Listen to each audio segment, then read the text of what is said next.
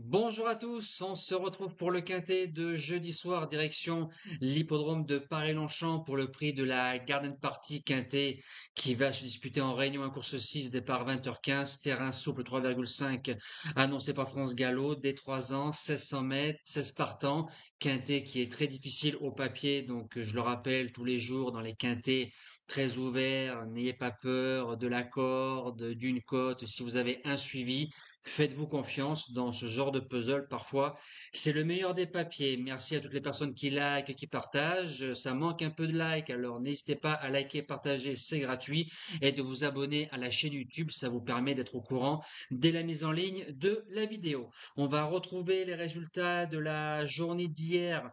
Donc lundi 30 juin dans le Quintet à Clairefontaine, on est deuxième, troisième, quatrième, mais la base gagnante est payée. On fait un beau 7 sur 8 aux courses par course au Mont-Saint-Michel. Je rappelle que je donne un simple par course.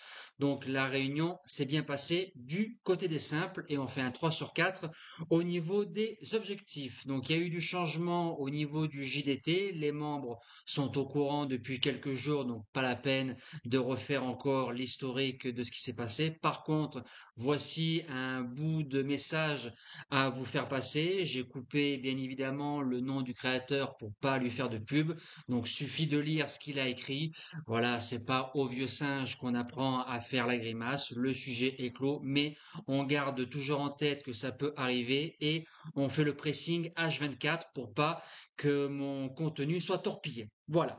Allez, c'est parti pour la base gagnante du quintet de jeudi soir. On le connaît bien, le numéro 9, El Pequeño, ça a été notre découverte en base gagnante le 4 mai, deuxième d'un quintet plus sur ce parcours-là, très malheureux. Derrière, on a fait course école, troisième du côté du Putois. On a bossé le moral. Je pense qu'il est meilleur sur 1600. Il est en 36 de valeur. Stéphane Pasquier qui a dû avoir le choix des montes.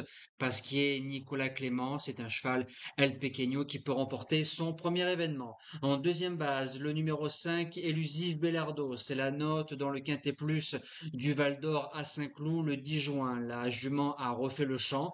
Je pense que c'est une jument qui va pouvoir remporter un quintet cette saison. Stéphane Pasquier qui a pris le 9, on met Maxime Guyon sur le numéro 5. Donc Guyon, Pasquier, voilà, c'est des jockeys, c'est des grandes mains françaises au niveau du galop. Une sortie sur le parcours, une victoire. Je serais déçu de ne pas voir Élusive dans les trois. Pour les chances, le numéro 2, Apogéo, qui a fait troisième du quintet de la deuxième base du côté du Val d'Or avec une rentrée de 3 mois. Devant Méchant, il a eu pas mal de courage. Soumillon en selle. Le niveau, il a, mais je crains la deuxième course après une bonne rentrée. C'est pour ça que je mets le 2, Apogéo en chance et non pas en deuxième base.